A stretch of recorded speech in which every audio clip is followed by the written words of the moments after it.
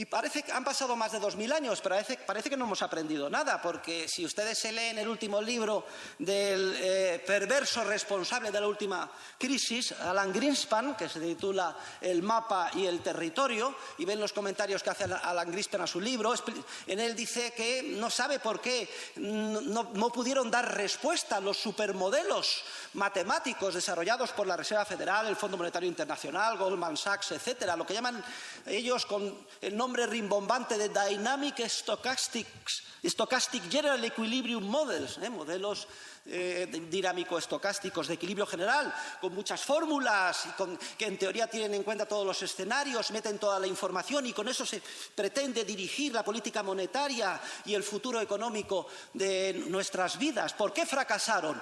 Porque no importa lo arrogante, lo bien desarrollado, los miles de millones de dólares que se han invertido en esos modelos, es imposible incorporar en los mismos el enorme volumen de información y de conocimiento que continuamente se genera de manera creativa a nivel del proceso social empresarial.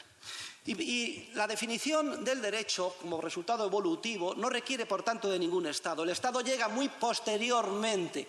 En la época de Justiniano se piensa que se va a olvidar el derecho y que, de alguna forma, hay que plasmarlo por escrito, el corpus juris civilis, pero el derecho que ya se conocía, que ya existía. Es claro que el derecho es, por tanto, un proceso evolutivo que está más allá. Es previo al Estado, está continuamente evolucionando y no es preciso el Estado para definirlo, ni tampoco es preciso para defender el derecho. El Estado defiende de una manera muy imperfecta el derecho. Más que lo que defiende de una manera muy imperfecta el derecho, yo diría que es que el Estado es el principal enemigo del derecho a todos los niveles. Cuando oímos hablar del Estado de Derecho, yo creo que es una contradicción en los términos. Yo cuando fui liberal clásico, tengo que reconocer mis pecados graves hasta el año 2000. En el año 2000 ya abjuré de semejante herejía y gravísimo error. Pensaba, iluso de mí, que podía existir tal cosa, que se podía elaborar un programa de lucha política y de investigación científica en torno a conseguir un Estado de Derecho. Esto es imposible. Hablar de Estado de Derecho es, como dice Anthony de Hassay, una contradicción en los términos, tan grande como referirse a un círculo cuadrado, a la nieve caliente, a un esqueleto obeso o a una puta virgen. Es lo que dice.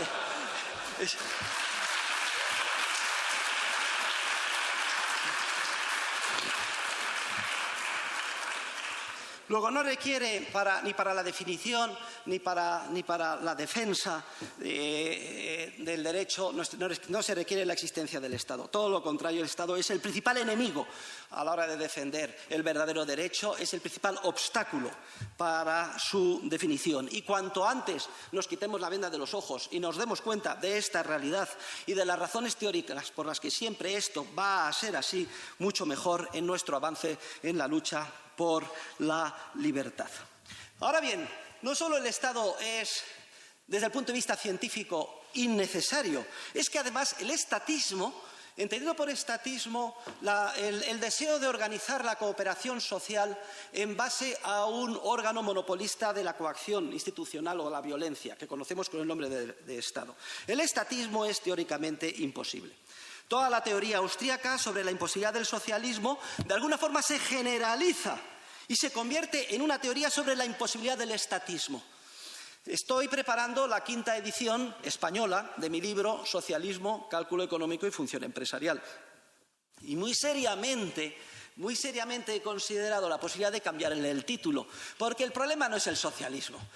Ya me he dado cuenta a lo largo de las últimas décadas que estábamos atacando a un muñeco de paja, a algo que no es realmente lo malo. El problema no es el socialismo, el problema es el Estado en sí. El problema es el estatismo y por eso mi libro debería de volver a titularse como Estatismo, Cálculo Económico y Función Empresarial.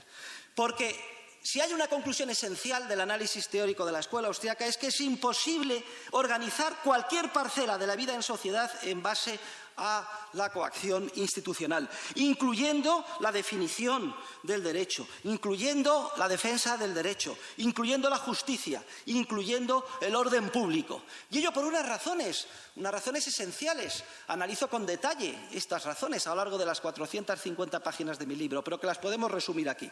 Primero, por razones de información o conocimiento. Me he referido a ellas cuando he hecho la cita de Catón. Es que es inmenso el volumen de conocimiento e información, ni siquiera lo podemos concebir, que continuamente generamos nosotros, los seres humanos de a pie, conforme desarrollamos nuestras vidas.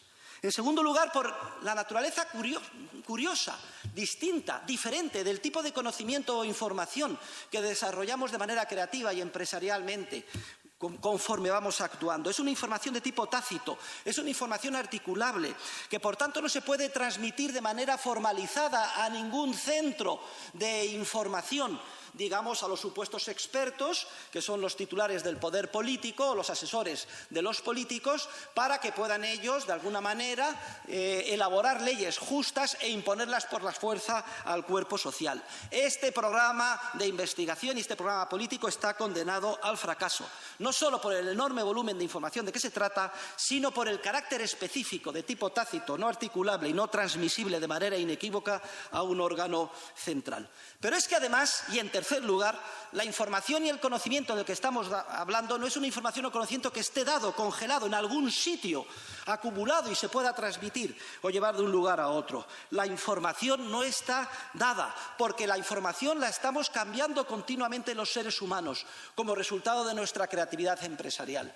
No podemos conocer hoy la información que generaremos empresarialmente mañana, entre otras cosas porque si la conociéramos hoy ya no sería información de mañana, sino que sería información de hoy, ya obsoleta, con un valor ya, si ustedes quieren, meramente arqueológico. Pero resulta que el organizador coactivo, el Estado, la información que necesita para dar un contenido coordinador a sus mandatos en cualquier parcela de las que quiera intervenir, es la información que será relevante mañana y que no es una información que todavía ha surgido y ha sido creada desde el punto de vista empresarial. Nos damos cuenta de la paradoja, de la imposibilidad teórica de que pueda conseguir éxito en su programa de organizar la sociedad con éxito el Estado. Y, en cuarto y último lugar, lo más importante, es que Estado es coacción. Esto es lo más importante. Esto es lo que tenemos que repetir una y otra vez a todos los niveles. Estatismo es coacción, es violencia sistemática, es policía, es cárcel, es tiro en la nuca, son cámaras de gas. Es todo lo mismo, con pequeñas diferencias de grado. Y la coacción bloquea la creatividad empresarial de los seres humanos de a pie. No solo es que la información que necesita el Estado es una información futura que todavía en gran medida no ha sido creada, es todavía más grave. Es que resulta que como el Estado siempre incide de manera coactiva en el cuerpo social, bloquea precisamente, y en la medida en que incida con éxito, bloquea la creación de información de primera mano, que es precisamente la que necesita para dar un contenido coordinador a sus mandatos el día de mañana. Esas son las 4 razones principales por las cuales el socialismo, el estatismo, es teóricamente imposible. Y hay otras muchas consecuencias periféricas del daño que hace el Estado en nuestras vidas. Las pueden estudiar con detalle en mis obras o en cualquiera de las obras relacionadas con este tema. Pero quizá lo más importante es el efecto profundamente corruptor que genera el estatismo. El Estado nos corrompe a todos los niveles, nos destroza a todos los niveles, corrompe el concepto de ley, lo sustituye por un simple reglamento o mandato, corrompe el concepto de justicia, que es la adaptación de nuestro comportamiento a unas normas pautadas, normas de derecho en sentido material, general, con aplicación general y abstracta e igual a todos, y lo sustituye por una pseudoley, un reglamento que nos obliga a desarrollar un comportamiento específico en unas circunstancias concretas que no tiene nada que ver y que pretende imponer los fines de aquel que está al mando. Y me da lo mismo que haya sido votado o no democráticamente. Esto es irrelevante desde el punto de vista del efecto corrupción y del efecto perversión. Pero, ¿qué les voy a decir que ustedes no conozcan? Si es que coge uno, abre la prensa todos los días y parece que todo esto es una enfermedad moral y que nuestros líderes, por ejemplo, el rey Felipe VI, no, es que necesitamos volver a la moralidad. Yerran gravemente en el diagnóstico del problema. No se trata en que de pronto todos hayamos dejado de ser morales. Es que resulta que el sistema basado en el Estado corrompe nuestro comportamiento de manera sistemática. Y que no me diga alguien, pero ¿qué dice usted, profesor Huerta de Soto? Que el estatismo es teóricamente imposible, pero ¿no vivimos con un Estado? No están prosperando las sociedades, no a trancas y barrancas avanzamos, y la respuesta es que esto, en la medida en que suceda, no sucede como consecuencia del Estado, sino a pesar del Estado. Esta es la idea esencial, que además da título a una de las obras de mi gran colega y amigo Carlos Rodríguez Brown, que recomiendo que todos ustedes lean. Todo lo que ustedes puedan ver bueno que les rodea no es resultado del Estado, sino que ha podido surgir con grandes dificultades a pesar del Estado.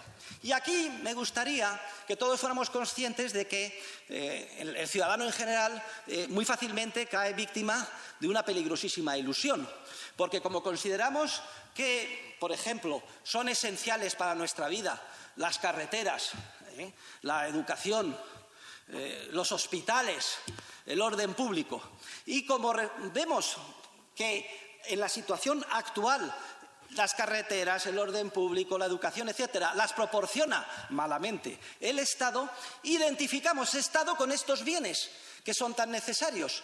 Y pensamos que si no existiera el Estado no existirían estos bienes supuestamente públicos. Este es el gravísimo error de esta falsa correlación.